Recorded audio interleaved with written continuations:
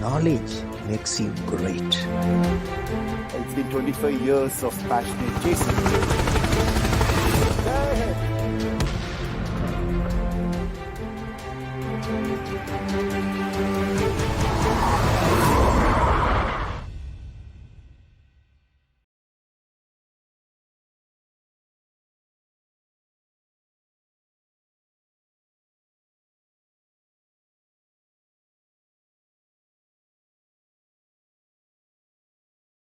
So welcome to all of you.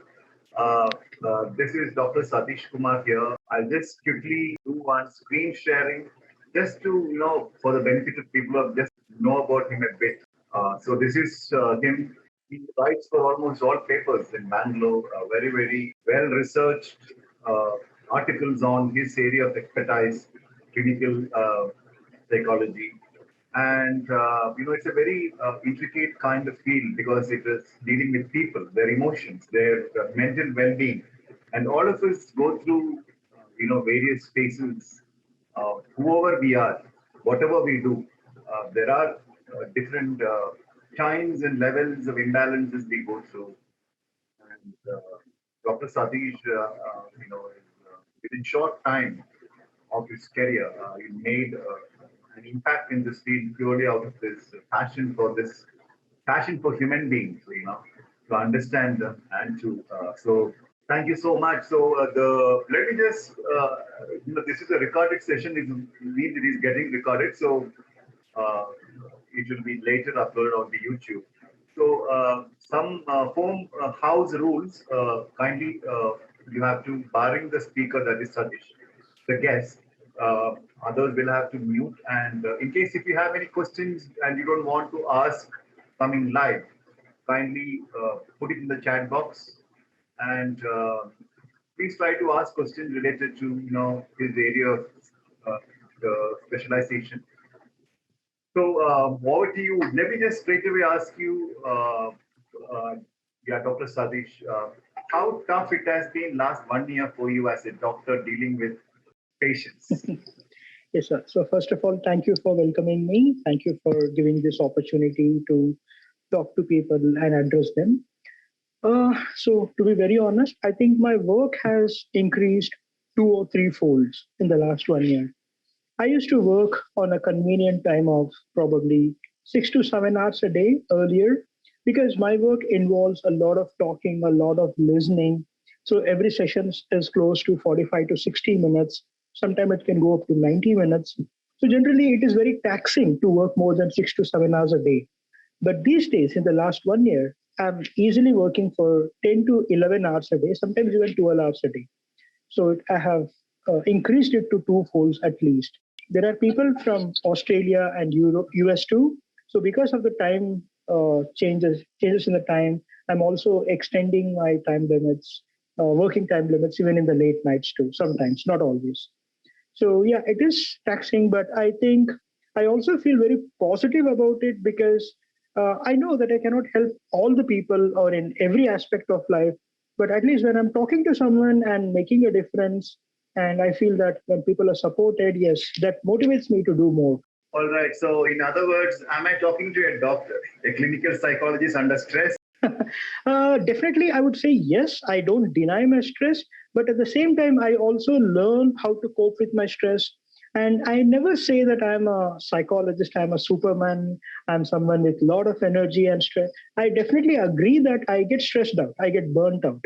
But I also talk about how I deal with my stress, how I cope with it, and probably I also talk to other people and I also learn how people cope with it. So coping is something which I always feel is like a help, like how we talk to people, how we share each other's coping mechanisms. So most of the time when I talk to people, I ask them, so how do you deal with your stress or what do you do to make yourself feel better? I always feel there is a different angle to it because different people have their own ways of coping mechanisms. Some spend time with their pet, some spend time with their family, some play games, some watch movies. So I always enjoy talking to people and especially talking to people, trying to understand how they deal with their issues in life. That gives a different perspectives to learn coping mechanisms. So I always learn from people as well, for sure. Absolutely. I think we are going to learn so many things in available time. To the benefit of all the people who have joined, he has got a session, means class, his regular class from 6 to 7:30. So he will leave at 5:45. We have Dr. Shanti Priya also who have joined. Thanks to Dr. Shanti Priya who has suggested Dr. Satish's name, and then the rest of the things have happened at supersonic speeds.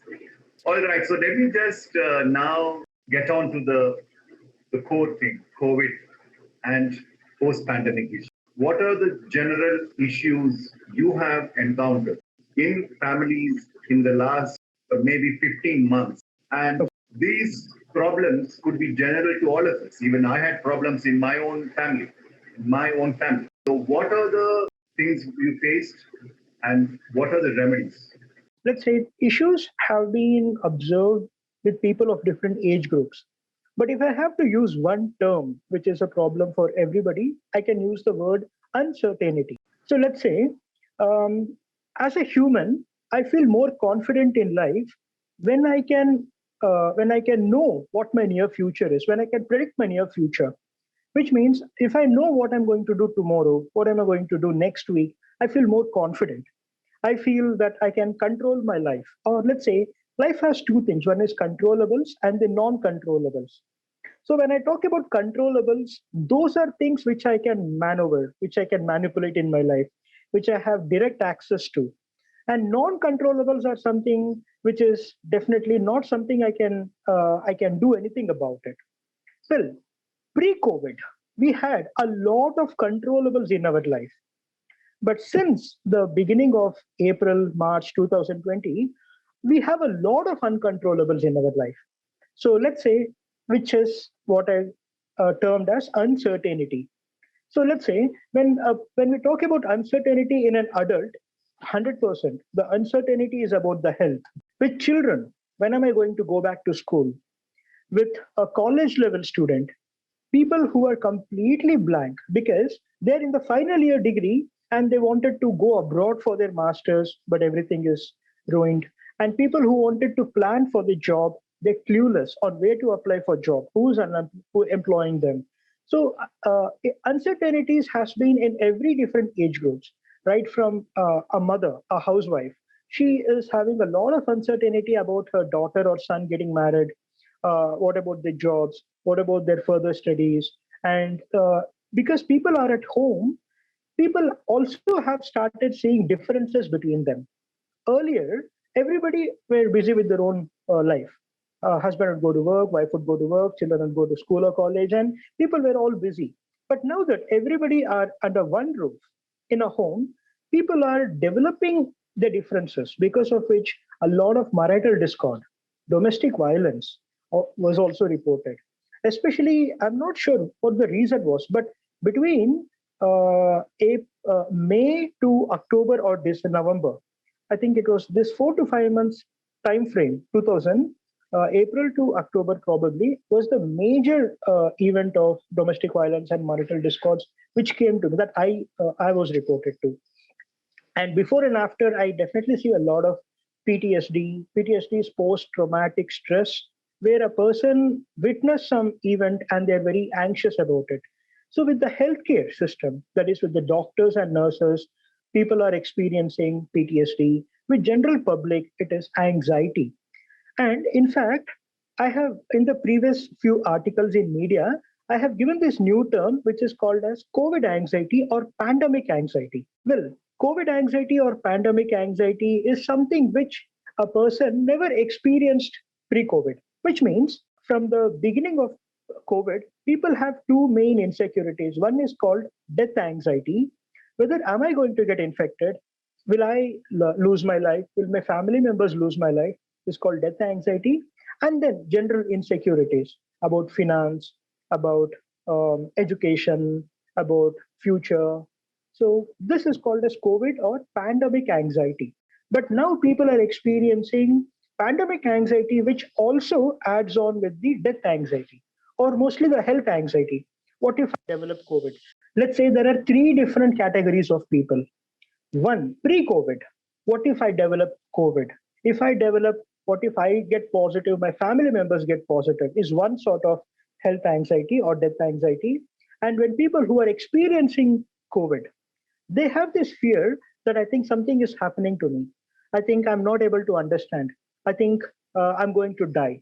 So they have this constant fidgeting, agitation, restlessness, which makes them have disturbed sleep, and they're constantly going through anxiety. Hence, psychological support is required to them. And say post-COVID, people with the post-COVID patients definitely have this fear that I think my lung is damaged, my liver is damaged, my kidney is damaged. So, which means they're developing their own insecurities, which don't even have a data backing up. I think I had COVID. I think there is something happening. I think my life expectancy is going to decrease. I think I don't have my natural body. So there is a lot of insecurities people have. So if you ask me, they're in the form of thoughts. Thoughts are running thoughts which keep coming in, which keeps making them react to those thoughts. Yeah. So this is what I have termed as pandemic anxiety or COVID anxiety. All right. So I have my master troubling me. So all right. So you talked about pets. Okay. So let me just come into that thing. So how much of pets will help or might have helped during this period? Having a pet or not having it. So let's talk about having a pet. In fact, in psychology, there is a separate therapy which is called as animal assisted psychotherapy. Okay. Where there are certain kind of people with certain sort of, let's say, some people who had certain trauma in their life, or some people who feel depressed, and certain people who don't want to get married, certain people who don't want to go to certain places because of their anxiety. So let's say there are certain psychological issues where animal assisted psychotherapy is very beneficial.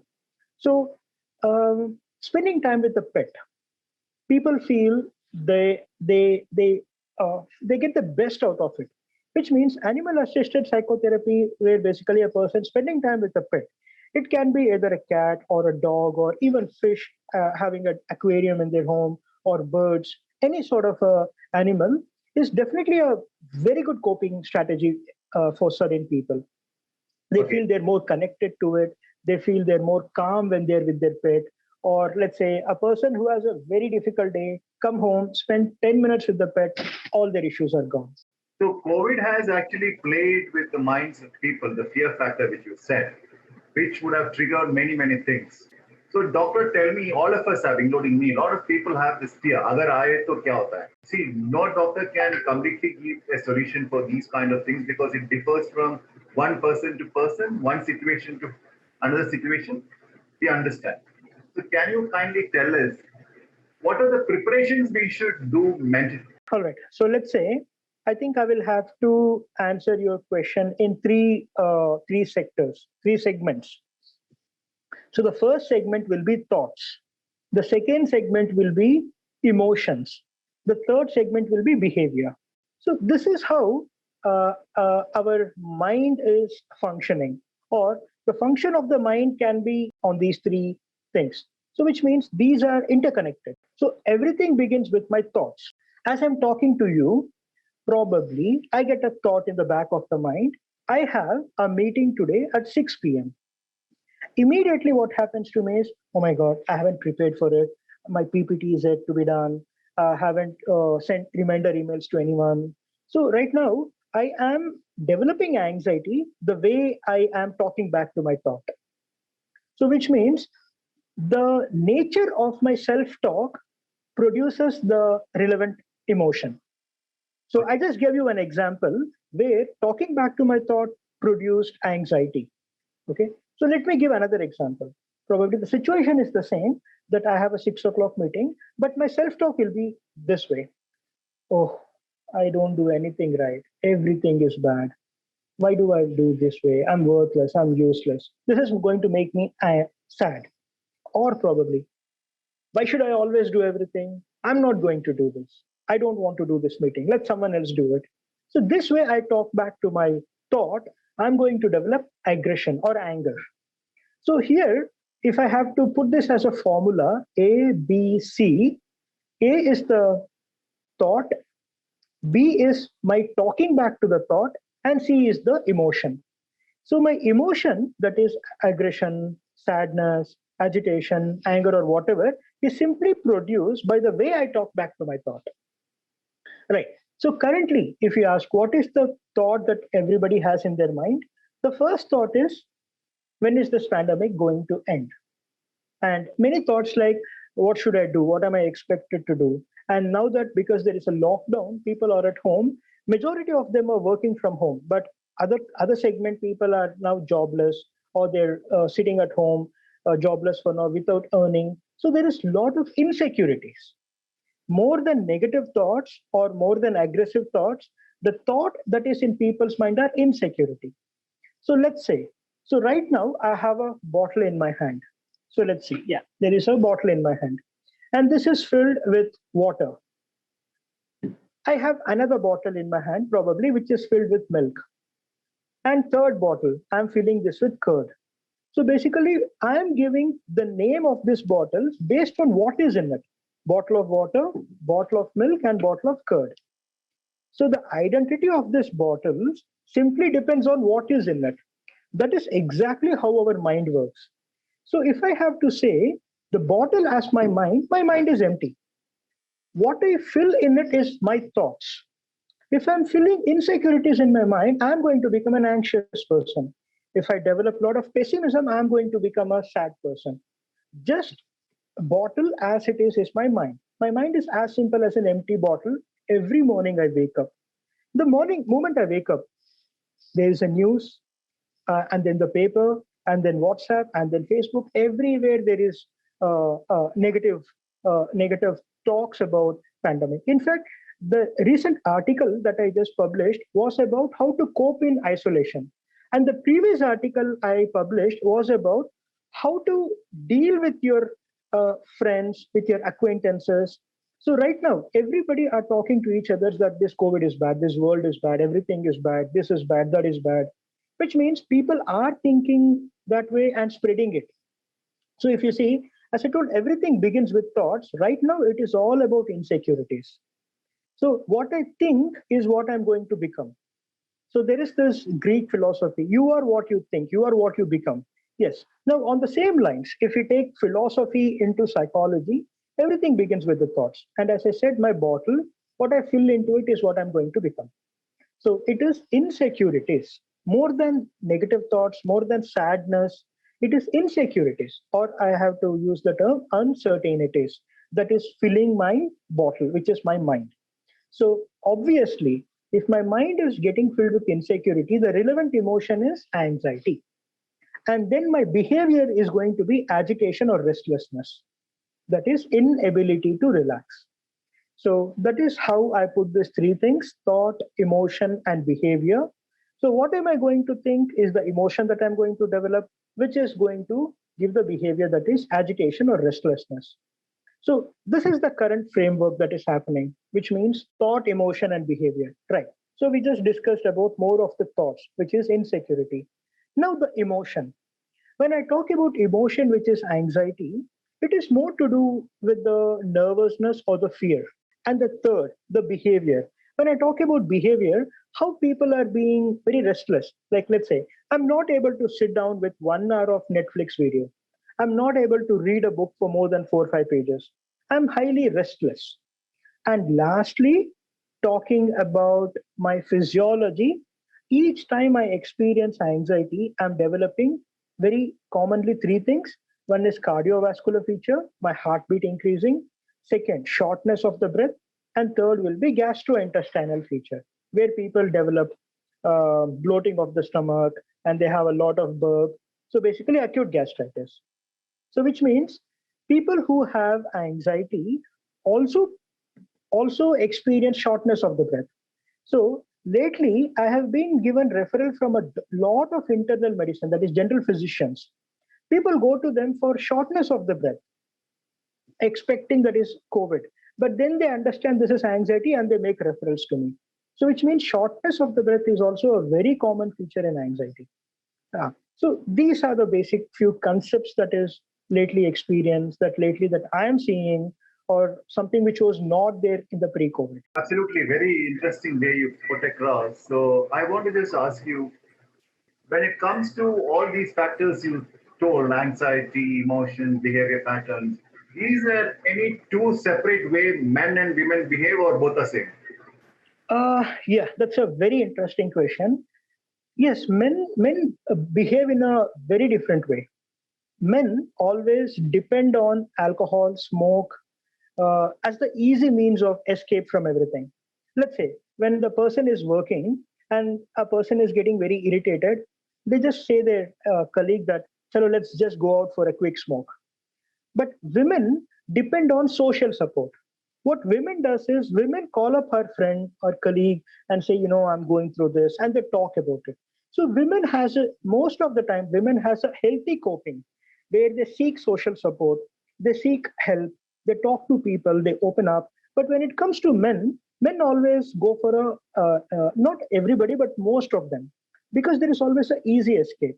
And second patterns is men, whenever they are in a stress, they always become more aggressive or irritated.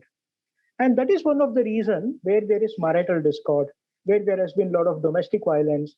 Because when a man is in stress, it becomes accepted or easy for a man to show aggression or irritation.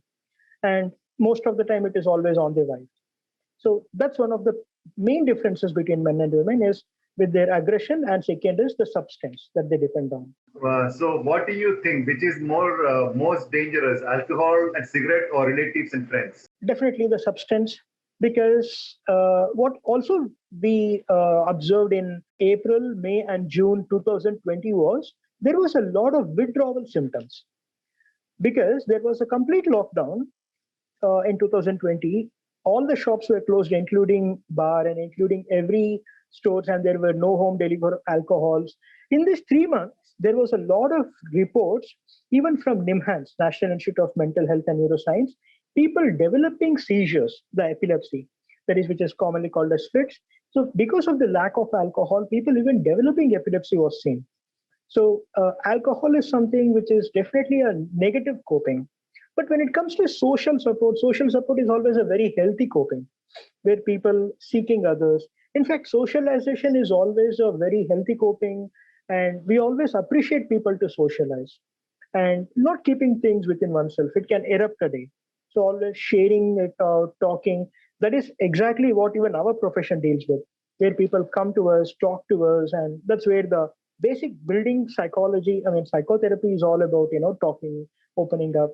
That's where most of the women talk to their own friends. So it's like, they get a lot of help from each others. All right. So communication is the key. Talking can do wonders. So Definitely. okay. So that's what you're saying. That is Dr. Shanti Priya. Sorry, I'm just barging in. I have some questions around 6 o'clock. So I thought I will just ask one question to Dr. Satish. Yes, Dr. Shanti. Yeah.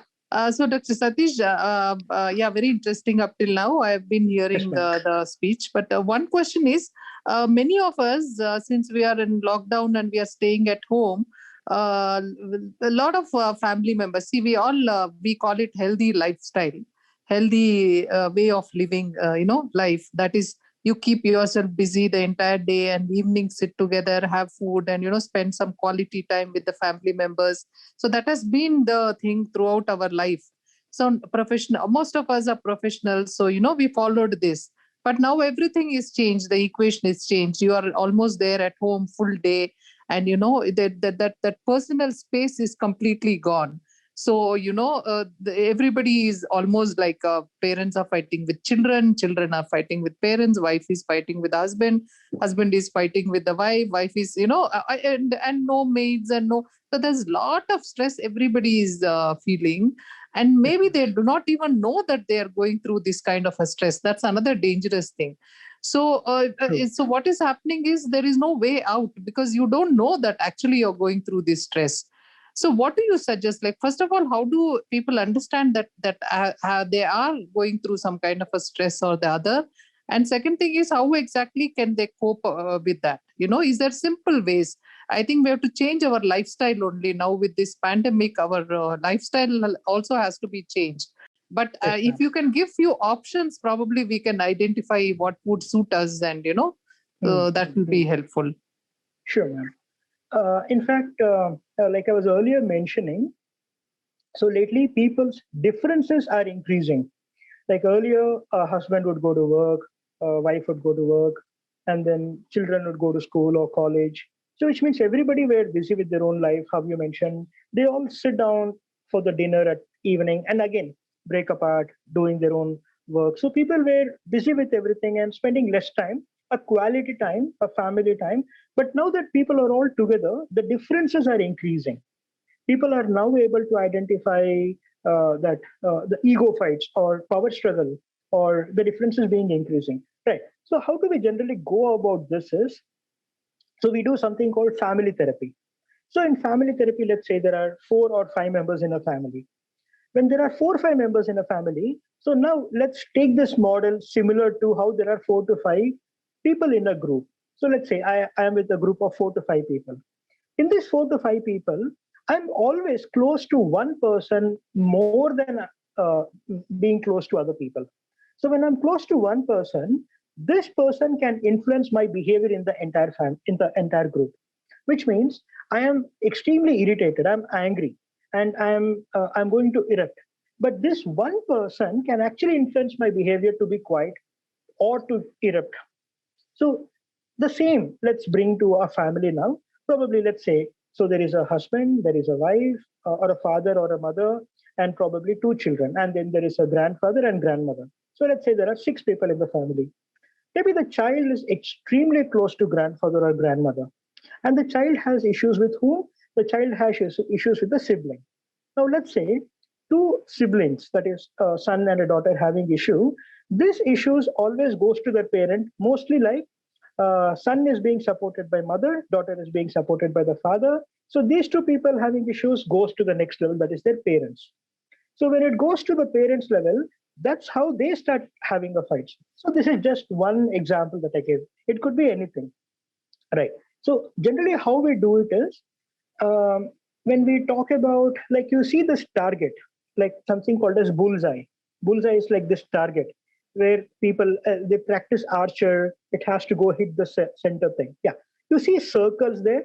So let's call the core, the circle, as father and mother. And the next circle, the periphery circle, where children are, and the next circle where grandparents are. So which means a father and mother in a family should always be like a very close knit, which means they definitely interact with others, but they make sure that they don't overly interact or others influencing them too much.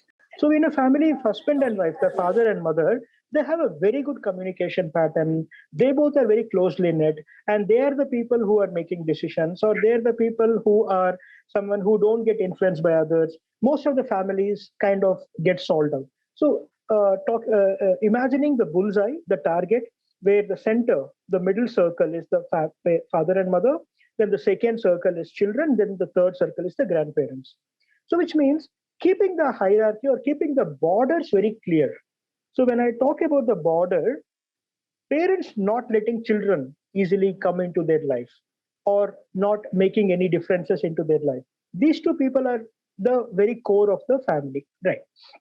So border or hierarchy or making the borders clear is one thing. Second thing is always watching out for people. Like example, if I'm very close to my sibling in my family and I'm having issues with others in my life, if I'm getting irritated, my sister has to come in terms of helping me out in understanding what it is. I'm very sure every family, there is always one person whom they're very close to than the rest of the family. If the question is, what if there is nobody who is close to one person in the family? Well, in that case, definitely that is where people reach out to a family therapist, where family is completely getting destroyed from each other's misunderstanding. So until and unless the middle core, that is parents, that is where we do marital therapies. So when it comes to marital therapy, we first strengthen the husband and wife bond. Only if the husband and wife bond is strong, Only when a husband and wife is able to settle their differences, then we focus on the family, right? So to kind of summarize and to put everything in points, most of the time when there is a family issues, it is always to do with husband and wife. If they are having any issues, if their issues is radiated outside, if their issues is being shown on the children, sometimes children start participating in parental fight. So keeping this very close, husband and wife should always be inside this zone.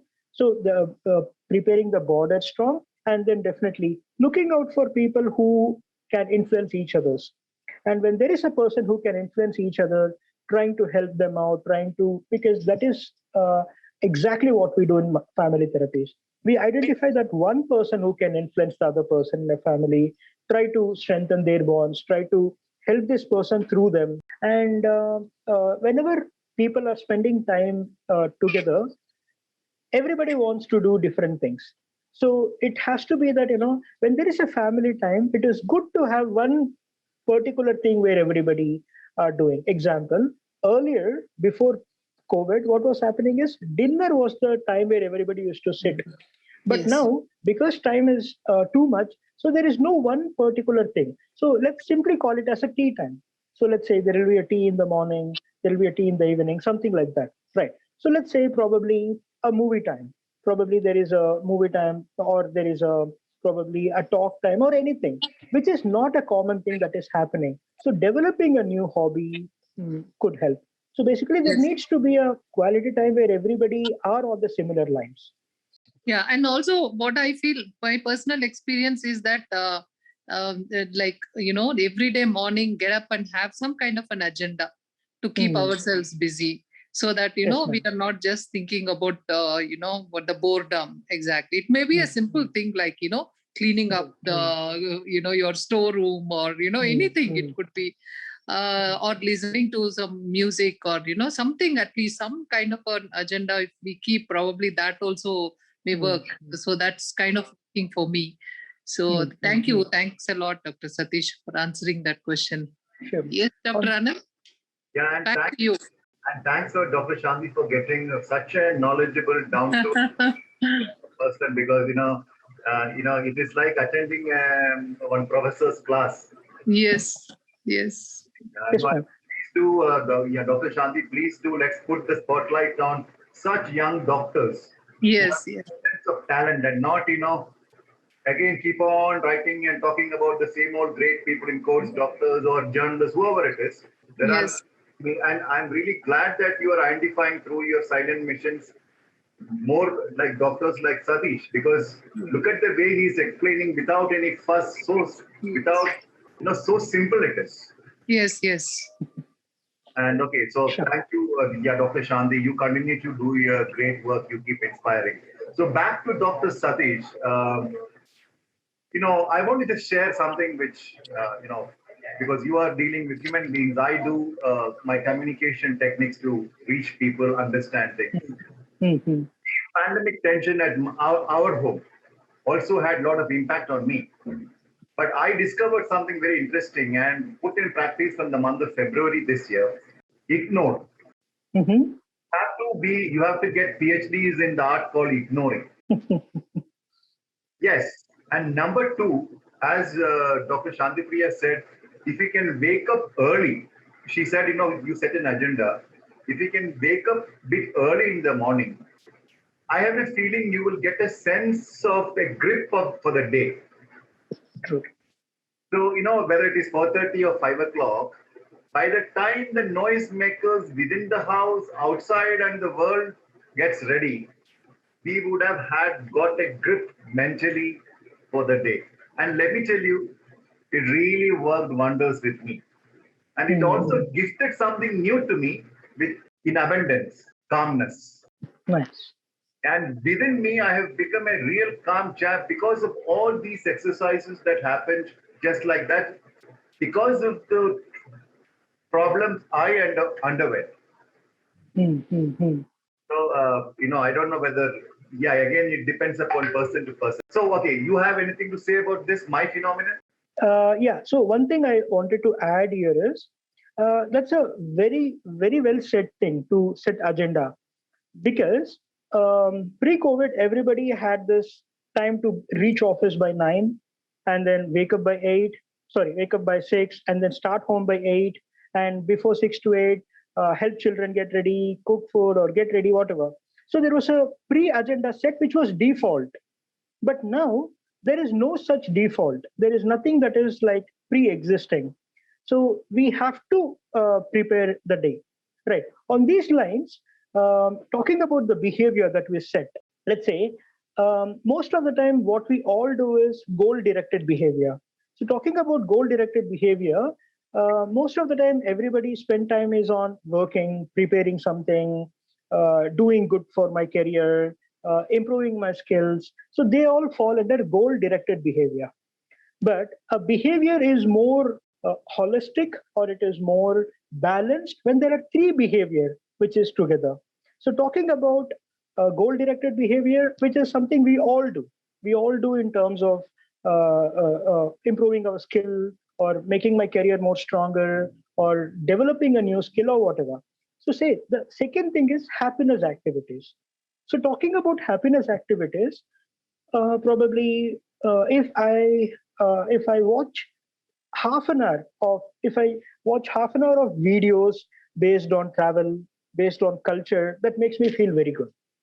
Probably at the end of the day, after my dinner, if I just want to rest for a while, maybe reading a book, or sometimes if I'm not in a mood to read a book, maybe watch half an hour of this travel or culture blogs, food blogs, that makes me feel better. So let's say second is the happiness activity. And the third is meaningful activities. Meaningful activities are mostly like anything that makes me feel meaningful in life. Probably my mother is cooking there. If I just chop onions and tomatoes to her, probably I feel I have supported my family. Or probably after everybody has had their dinner, if I just help my mom, with the helping hands of arranging the kitchen or whatever, that makes me feel good. As if like, yeah, I have done something meaningful in my life. So meaning is different for different people in their life. Some people are spiritual in their life. Well, some people are more humanistic in their life. They want to be with people. Well, some people are more into health and fitness. So whatever it is, different people have different meaning in life. So happiness activity, meaningful activities, and goal-directed activities is something that is like on a holistic level. So some people want to do it in a day, just one of each, or some people plan doing it in a week. Yeah. So that is one of the ways where people feel like, yeah, I think I had a more satisfied day. At the end of the day, people feel more satisfied because, yeah, I did something meaningful today and I did something that I was happy about. So these three, always people have given very good feedbacks when it comes about the planning the day. So, what are the few things, doctor, we should do under these stressful conditions? What are the remedies you offer? Like, okay, 5 things you keep in mind. So the first thing would be like it is always said, what we think is what we are. At the same time, what we eat is also what we are. So definitely the food and nutrition. A lot of people have been talking about feeling more sober. They're eating a lot of food and just sleeping, eating and sleeping. So definitely, the more we eat, the more we become very sleepy, the more we feel very down, very lazy. Yeah. So having a good count of what we eat is a very important thing too. Are you saying eat less or eat light? Eat mindfully. Okay. Know what you're eating, or eat only when you're hungry. Because boredom is something which is making people eat. I'm bored. What is there in the fridge? Let's go eat in the fridge. So be very mindful of what you want to eat. Second thing is monitor your self-talk, or know what you're telling yourself. I think I'm going to crash. I think I'm not going to do anything better in this pandemic. Of course, if I don't know what I'm telling myself, I don't even know what are the emotions I'm developing. So know what you tell yourself. So second is that. And well, let's say when I'm talking about my behavior, we just discussed the 3 things like happiness activity, meaningful activity, and then the goal-directed activity. And let's say socializing, there is a new form of socializing now. New form of socializing is video call, audio call, telephonic calls, or a group chat, or a conference. Yeah, so this is a new form of socializing where people are not meeting each other. It's not definitely recommended. Yeah, and most people say, I'm really feeling bored. I'm really feeling lonely. Loneliness is not a good thing. Yeah, we all need our own space and time, but loneliness on an extended period of time is not a healthy thing. It is definitely something which can make us mind wander a lot. So basically, mind wander is physically present, mentally absent. I am here, but I'm lost in my thoughts, like zoning out, or that is called as mindlessness. I'm here, but my mind is somewhere else. Okay. And most of the time, I'll be traveling in the past or traveling in the future. So being right here, right now, being right here, right now is doing what I love doing. So you said, okay, interesting. So I want to just, just ask you loneliness. So loneliness Hmm. could be people, even if you stay with a joint family, you can feel loneliness. And there are people who are staying, away from family, Hmm, loneliness. hmm, hmm, There are hmm. people who will be, so is it a good idea to ask people who are staying alone to come closer to where friends are staying? Is it a good idea? Hence, I use the term new form of socializing. New form of socializing involves, video call or probably audio call. So lately, I have seen this adolescent age group people. What they do is 4 to 4:15 in the evenings. They all assemble for a group video talk. They all talk about, hey man, I played this game today. I watched that movie. I was listening to this music. And did you explore this? Yeah, I just saw this movie. It was amazing. You watched. So people are kind of having a time between 4 to 4:15. Mostly the adolescent children are doing this. Probably they have more time. And they are those people who always want to talk to people. Yeah. So spending time with people probably on a video call or on a group chat or whatever is definitely something that is important, probably because the more I'm all together myself, I am talking to myself because there is nobody. And that is how we mind wander. Mind wandering is a very unhygienic mental activity. So you're saying be connected with people. People, because the more I talk to people, some people person might say, "Arey, why are you thinking that way? That's wrong." Which means all my irrational thoughts are being corrected when I'm talking to people. If not, my irrational thoughts become true for me. Yeah, that's right. Yeah, I'm wrong. So my irrational thoughts need a reality check. And if someone is talking to me, I can say, "Why are you thinking that way? That's wrong." So for a reality check, we need to talk to people, whomever it is. Yeah, it's a very good idea. In fact, I'm going to straight away implement it in terms of not these kind of serious sessions, but at least with Mm, friends. Once in mm, a week, we all must, So we have a question from a very senior journalist. Her name is Vinaya. So she has asked that as lay people, how do we comfort a friend who has anxiety? So the moment when I'm not feeling good, someone asking me, "Hey Satish, are you okay?" Maybe I might say, "Yeah, yeah, I'm okay, all fine." But if that person sits right next to me, so which means if the person is giving their availability for me, if I know that there is a presence of a friend or someone around me, maybe I'm not willing to talk. I'm not comfortable to talk. But if I know that someone is available for me, though I am anxious, I'll still feel better. My anxiety is not gone completely. I'm still feeling more lighter. Yeah, probably the first day. And then the second day, I might slowly open up. And the more I talk, all the problems don't have right solutions right then and there. But a person can feel more lighter. Yeah. So if we know someone is troubled, giving our time to them, giving time is one of the biggest gift that the person can give to someone, especially in the time of a stress. So let's say whenever I'm troubled, if people straight away ask me, "Hey Satish, you are not feeling good, are you okay?" I will say, "Yeah, yeah, everything is fine." But if that person is close to me, they will know that the way I'm rubbing my face, I'm saying, hiding my face or saying, "Yeah, yeah," they will know that I'm not fine. There are certain signs that we can pick up from people. Like, "Hey, are you okay? Everything is fine?" Huh, yeah, everything is fine. Yeah. So that fake smile was an indication. So I can definitely know that someone whom I know very closely that that person is not well. And then probably probing, talking, being there can do a lot of wonders. Being available for someone who is stressed out makes sense. So fake smile can be an indication that the person might be under stress.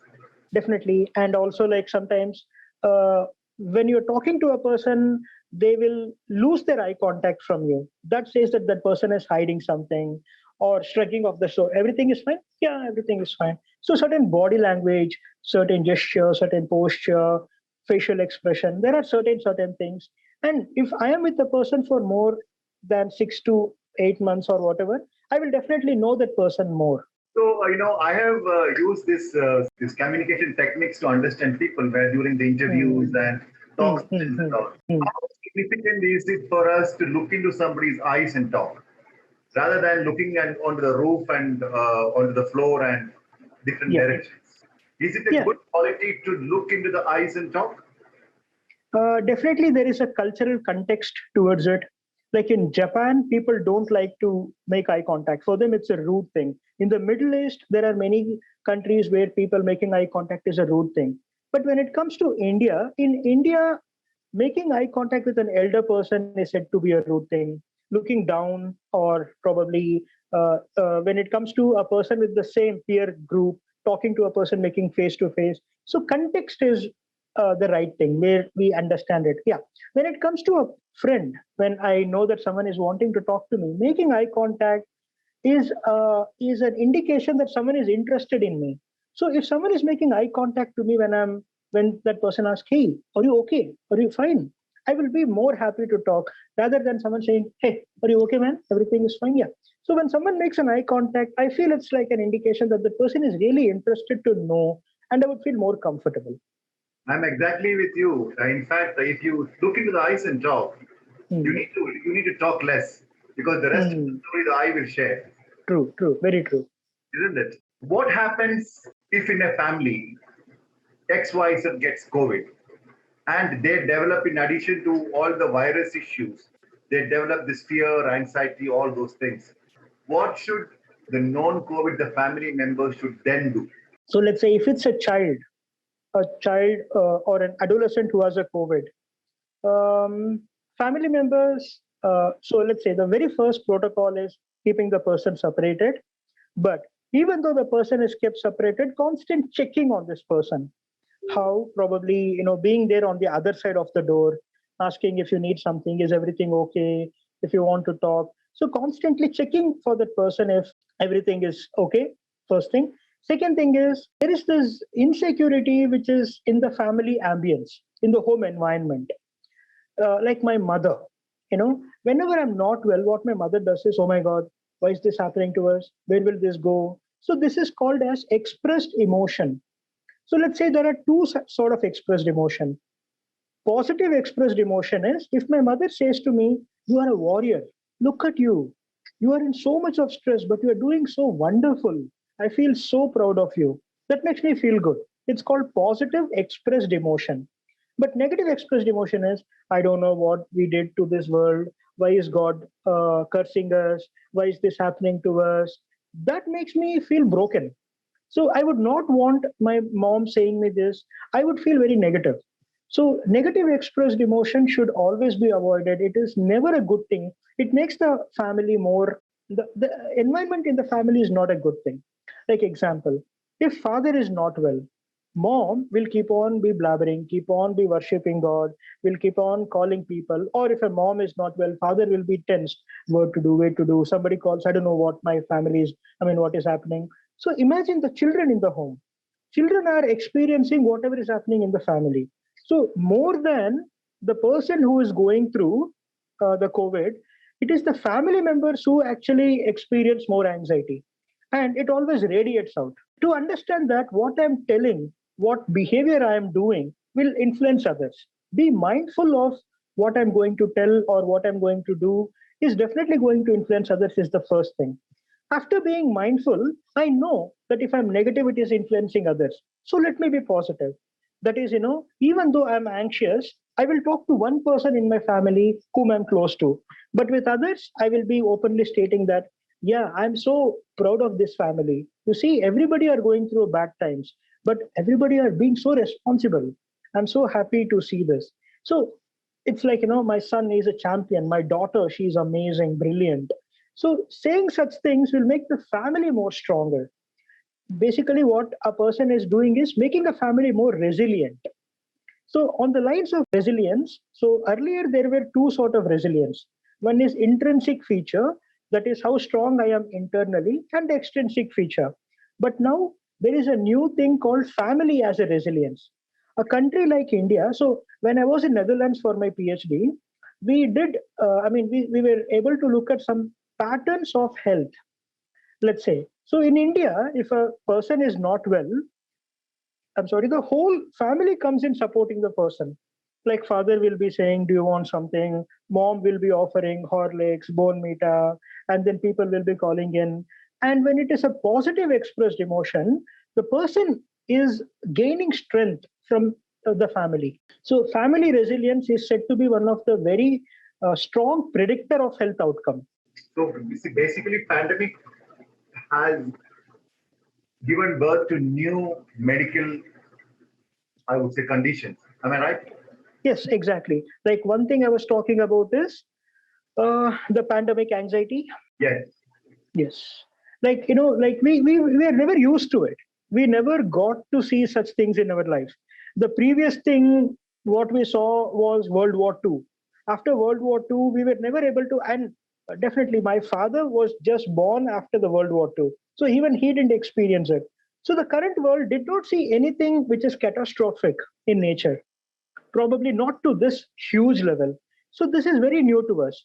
In fact, if you see, I am able to see a lot of families becoming resilient down this 1 year. Where there are, so let's say, I remember some old movies, let's say a Bollywood movie or a South Indian movie, in which there will be two twin. One twin will become a hero, other twin will become a villain. Something of that sort. Such situation can make us more vulnerable or more resilient. Now, the sources which is around us, what influences us, all makes us more resilient. On these lines, family resilience is definitely a good predictor of health outcome. There are people who has also shown people's immunity increase with family resilience. How? Probably there is something called emotional regulation. When a person is able to maintain one's emotion, definitely, serotonin levels are well maintained in the brain. So serotonin is called as a happy hormone. And when people are in love with each other in the family, oxytocin is produced. So yes, what we think is also something that influences our biological prospects of our health. And that's how our immunity is more stronger. Okay, so I wanted to ask a question about a group of people whom I am very much interested, called relatives. Hmm. Which of a virus our relatives can become? Yeah. Now, going back to the model I was discussing, that's bullseye model. So the very core will always be the father and mother. Talking about the bullseye model, the very first core will always be the father and mother. Second periphery of circle will be the children. Third periphery will be the grandparents. Then comes the neighborhood. Finally comes the relative, which means keeping relatives too far from the core circle is very important, which means they're still important in our life. They still make influences, but their influences, if you see the bullseye, the core in the middle and the core, the last periphery is too far. So, which means they are still important in our life, but keeping them outside of the more core boundaries is very important. Yeah, again, another very interesting question from Vinaya. How can we consciously avoid catastrophic thinking? So thinking has three characteristic features. One, thoughts are random and spontaneous. Two, the moment we get any thought, we keep thinking about it. We keep talking back to it. Three, not all the thoughts are real, not all the thoughts have evidence, which means everyone can have every kind of a thought: aggressive thought, pessimistic thought, sexual thoughts, aggressive, let's say, catastrophic thoughts. Everybody will get every kind of a thought. But how we react back to them? Example, if I'm getting a thought, I think I'm going to die in COVID. I think I'm going to get infected. I will get pneumonia and I'm going to die. So this thought doesn't have any evidence to it. It is non-controllable. Or let's say, right now, what if the roof ceiling falls on my head? What if the fan falls on my head? What if I die? So far in my life, never something of this sort has happened. I have never heard anybody talking about it, never had any such thing in my life. So, which means these thoughts are irrelevant, or these thoughts are not holding any evidence. Let's say if there is an IT person, an IT person who is writing codes, this person know how to write codes. But if this person put a different code and this person say, no, what I'm putting is correct, but logically that code is wrong. And when the person runs this code, program won't work, because what I believe, if it is wrong, and if I believe what I'm believing is wrong is right, it is not going to make it right. So catastrophic thought is a thought without evidence. A thought without evidence is not going to become real if I'm thinking that way. So how to overcome this is, so right now, after this, I'm going to go for a class. Before going for a class, I will go to the mirror. I will check if my shirt is right, if my hair is right. And then if it is not right, I will correct them. So what I did now is, first step is reflecting, seeing myself in the mirror. Second thing is, my hair is not correct, identifying. Third step is correcting. So I reflected, identified, and correcting. This is how I give importance to my physical appearance. We should not forget, just as important as physical health and physical appearance exist, mental health also exists. I need to first see in my mind what thoughts I am having, just like how I look in the mirror. I need to see what thoughts I'm having, reflecting my mind. Why am I thinking this way? This is wrong. Identifying. Why will a roof fall on my head? Has it ever happened? No. Has it ever happened to anybody in my life that I know? No. Have I read it somewhere? No. So why am I having this? This is not going to happen. If I still have a doubt, call an engineer, get it checked. So which means monitoring, identifying, and correcting. Until and unless I'm going to use these steps, I'm only going to develop more irrelevant thoughts in my head. And ultimately, our mind is a bottle. The more I'm filling in it, I'm going to become that. The 3 steps is very important. If not, a person is going to become more of a non-scientific or unscientific person. So to be more scientific in nature, being in par with the reality, thinking should be realistic. Okay, now let me go supersonic with some of the questions. We have got some 6 minutes. What if a father keeps on pestering a family? What should the family do? So if the head of the family irritates the rest continuously, what should the rest do? You just made me remember my father. When I was in my high school, my father constantly would ask me, wake up by 5, start studying every single day. So once I told him that when I was in my +2, +1 or +2, that this is enough. Stop answering, stop doing this to me. My father told, if you see a temple, there will be this pujari who will keep on ringing the bell. He told God will not listen to the prayer, but still this guy does it because that's his duty. So my father told, I am like that priest.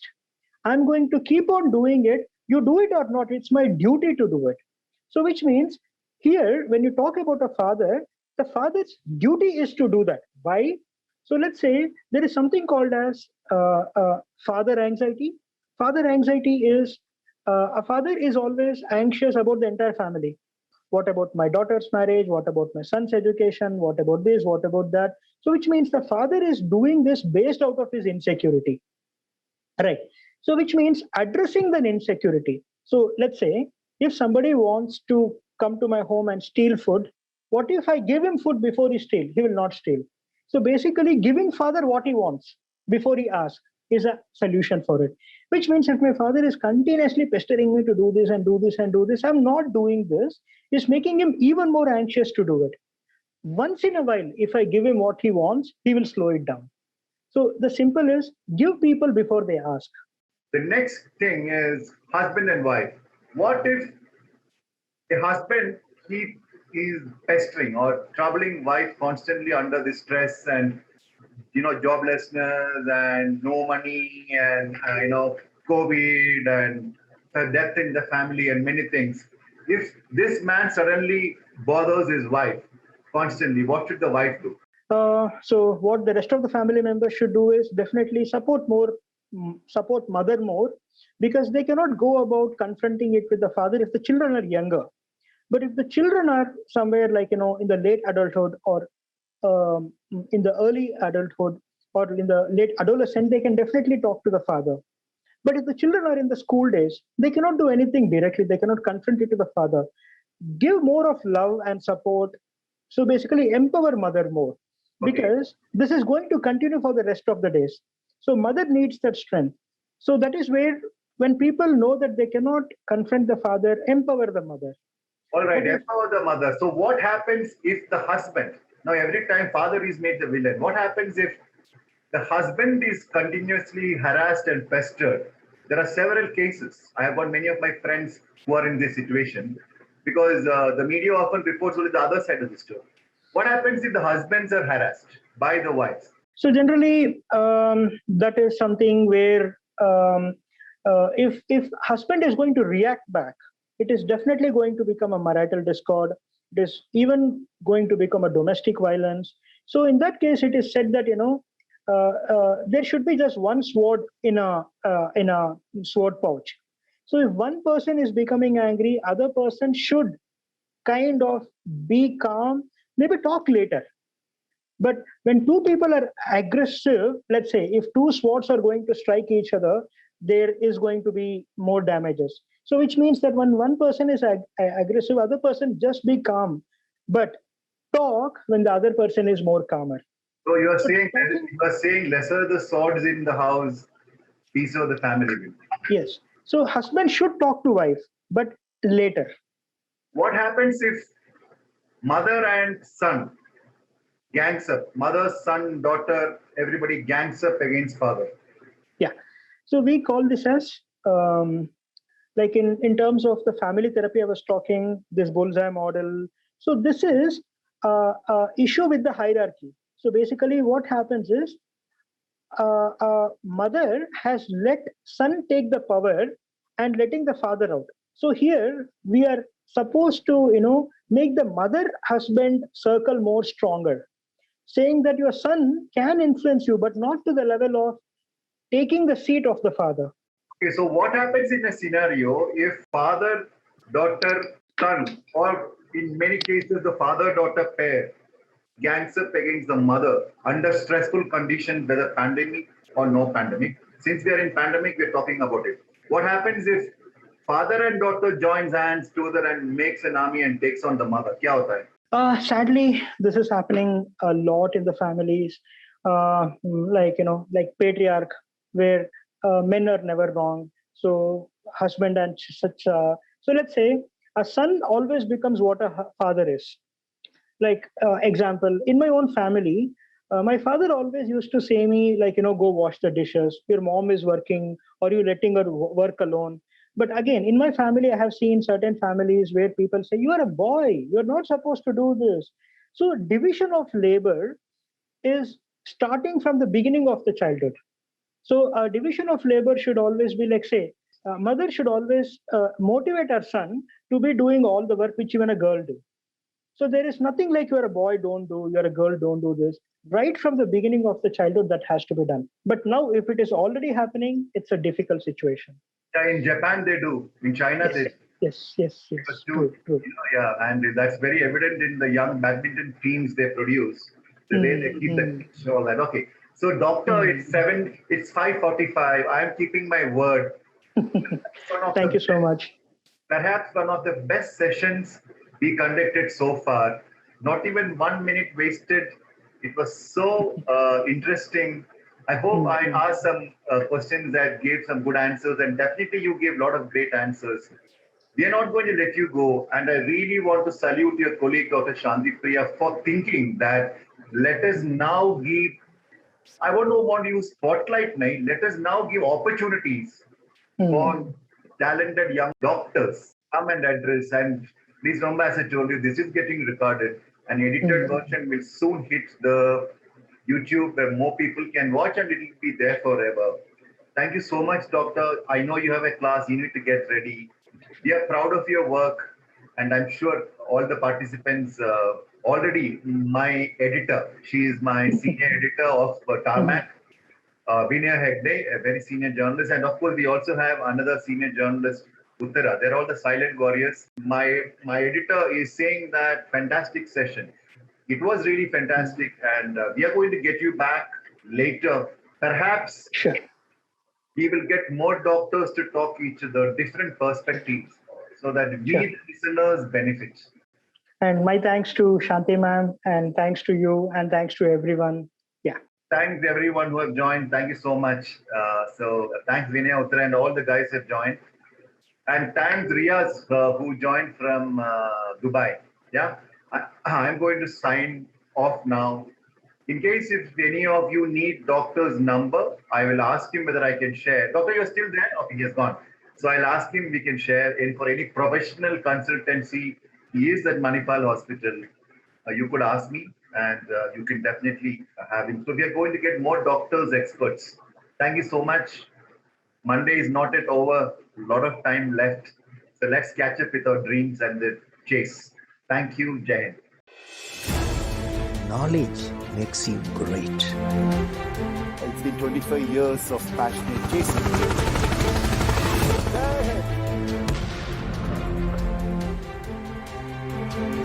Hind.